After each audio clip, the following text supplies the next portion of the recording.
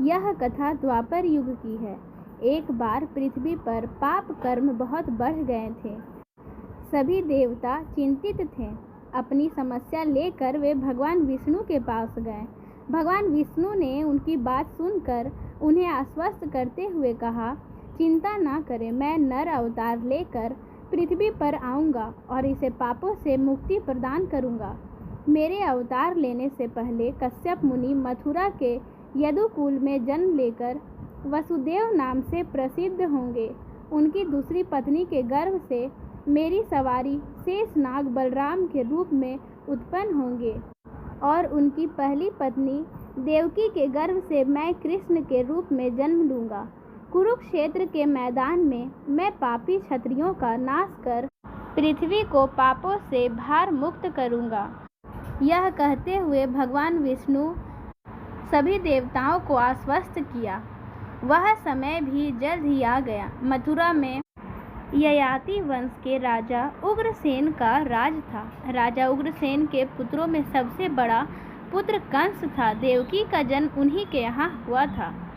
इस तरह देवकी का जन्म कंस की चचेरी बहन के रूप में हुआ। इधर कश्यप ऋषि का जन्म राजा सूरसेन के पुत्र वसुदेव के रूप में हुआ। बाद में देवकी का विवाह वसुदेव के साथ संपन्न हुआ। कंस देवकी से बहुत स्नेह करता था, पर एक बार आकाश से भविष्यवाणी हुई, देवकी का 8वां पुत्र तुम्हारा काल होगा। तुम्हारी मृत्यु उसी के हाथों निश्चित है। बस उसी दिन से कंस देवकी को मारने के लिए उद्यत हो गया। इस घटना से चारों तरफ हाहाकार मच गया। अनेक योद्धा वसुदेव का साथ देने के लिए तैयार हो गए, पर वसुदेव युद्ध नहीं चाहते थे।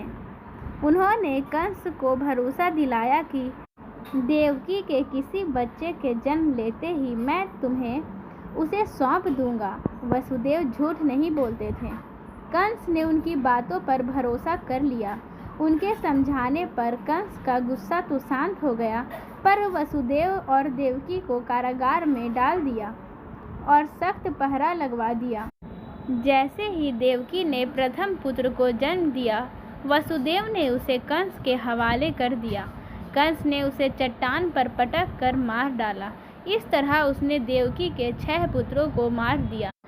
देवकी के 7वीं बार गर्भवती होने पर शेषनाग अपने अंश से माता देवकी के गर्भ में पधारे, जिन्हें अनंत कहते हैं। आनंद स्वरूप शेष जी के गर्भ में आने के कारण देवकी को स्वाभाविक ही हर्ष हुआ, परंतु कंस शायद इसे भी मार डाले, इस भय से उनका शोक भी बढ़ गया। परंतु भगवान हो या भगवान के अंश, यह तो सदा भगवत के स्वरूप ही होते हैं। भगवान के अंश में वही सब शक्ति है जो भगवान में होती है। अब भगवान के अंश उन शक्तियों को प्रकट नहीं करना चाहे तो वो उनकी इच्छा। सब भगवान की इच्छा से ही होता है। भगवान ने देखा कि मुझे ही अपना स्वामी और सर्वस्व मानने वाले भक्त यदुवंशी कंस के द्वारा बहुत ही सताए जा रहे हैं। तब उन्होंने अपनी योग माया को यह आदेश दिया कि हे देवी कल्याणी, तुम ब्रज में जाओ। वह प्रदेश ग्वालों और गौओं से सुशोभित है। वहाँ नंद बाबा के गोकुल में वसुदेव की पत्नी रोहिणी निवास करती है। उसकी और भी पत्नियां कंस से डरकर गुप्त स्थानों में रह रही है। इस समय मेरा वह अंश, जिसे शेष कहते हैं, देवकी के उदर में गर्भ रूप में स्थित है। उसे वहां से निकालकर तुम रोहिणी के पेट में रख दो। कल्याणी, अब मैं अपने समस्त ज्ञान, बल आदि अंशों के साथ देवकी का पुत्र बनूंगा और तुम नंद बाबा की पत्नी यशोदा के गर्भ से जन्म लेना। देवकी के गर्भ से रुक्मिणी के गर्भ में जाने के कारण शेष जी को लोग संसार में संकर्षण कहेंगे, लोक रंजन करने के कारण राम कहेंगे और बलवानों में श्रेष्ठ होने के कारण बलभद्र भी कहेंगे। जब भगवान ने इस प्रकार आदेश दिया, तब योग माया ने प्रभु से जो आज्ञा कहते हुए उनके आदेश को सिरोधार्य की और उनकी परिक्रमा करके वे पृथ्वी लोक में चली आई तथा भगवान ने जैसा कहा था वैसे ही किया।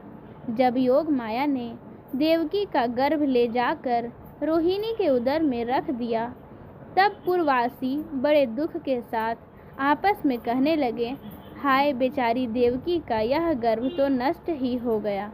फिर यदुकुल के चंद्रवंश में माता रोहिणी जी से बलराम का अवतार हुआ।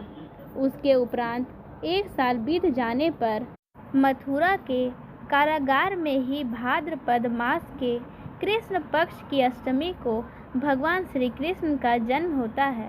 कंस के डर से वसुदेव ने नवजात बालक को रात में ही यमुना पार गोकुल में यशोदा के यहाँ पहुँचा दिया। गोकुल में उनका लालन पालन हुआ था। यशोदा और नंद उनके पालक माता पिता थे। बाल्यावस्था में ही उन्होंने बड़े बड़े कार्य किए जो किसी सामान्य मनुष्य के लिए संभव नहीं थे। अपने जन्म के कुछ समय बाद ही कंस द्वारा भेजी गई राक्षसी पूतना का वध किया।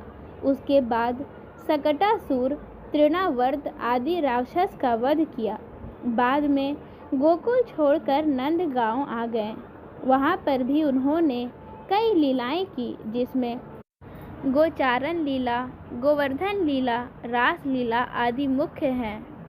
इसके बाद मथुरा में मामा कंस का वध किया, सौराष्ट्र में द्वारका नगरी की स्थापना की और वहां अपना राज्य बसाया, पांडवों की मदद की और विभिन्न संकटों से उनकी रक्षा की।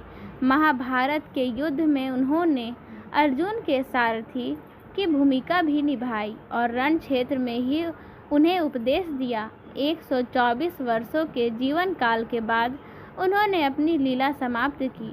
उनके अवतार समाप्ति के तुरंत बाद परीक्षित के राज्य का कालखंड आता है। राजा परीक्षित, जो अभिमन्यु और उत्तरा के पुत्र तथा अर्जुन के पौत्र थे, के समय से ही कलयुग का आरंभ माना जाता है। इस प्रकार भगवान श्री कृष्ण के जन्म की कथा है। जय श्री कृष्ण।